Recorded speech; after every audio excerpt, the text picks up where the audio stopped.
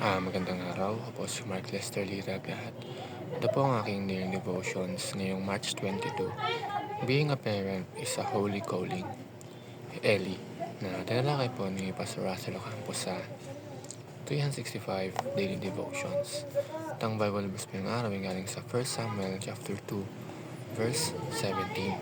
Sabi po ay, "Thus the sin of young men was very great in the sight of the Lord, for the men treated the offering of the Lord with contempt." Sa kwento ni Ellie, makikita natin ang isang mahalagang paalala tungkol sa responsibilidad ng pagiging magulang. Si Ellie ay isang pari na naglilingkod sa templo ng Diyos, ngunit bilang isang ama, nagkaroon siya ng pagkukulang sa pagdidisiplina at paggabay sa kanyang mga anak. Dahil dito, ipinakita sa atin ng kwentong ito na ang pagiging magulang ay hindi lamang tungkulin sa pamilya. Ito ay isang banal na pagtawag mula sa Diyos.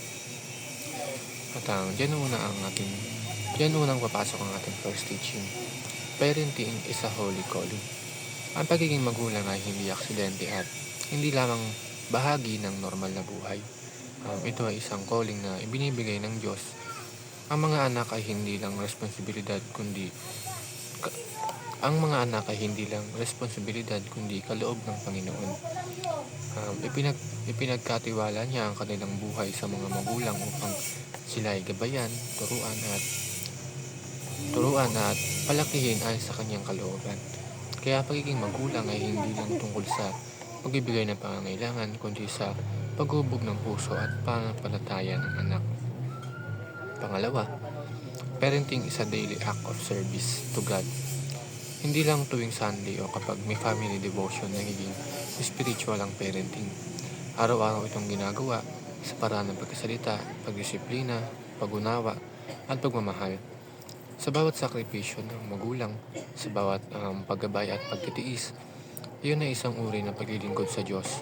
Kahit minsan nakakapagod at mahirap, nakikita ng Diyos ang bawat effort na ginagawa para sa pamilya. Hindi lang ito para sa mga may anak ngayon. Kahit tayo bilang anak, natututo rin tayo kung paano igalang at pahalagahan ng sakripisyo ng ating mga magulang na maaari nitong maging paghahanda para sa magiging pamilya natin balang araw.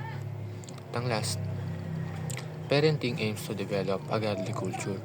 Ang tahanan ng unang lugar kung saan natututo ang isang tao tungkol sa Diyos. Hindi simbahan o paaralan ng unang teacher ng faith, kundi ang pamilya. Kung ang nakikita ng mga bata sa bahay, iyon ang madadala nila habang sila'y lumalaki. Kapag may nagmamahalan, respeto, panalangin, pananampalataya sa tahanan, nagiging matibay ang pundasyon ng kanilang buhay. Yun lamang po.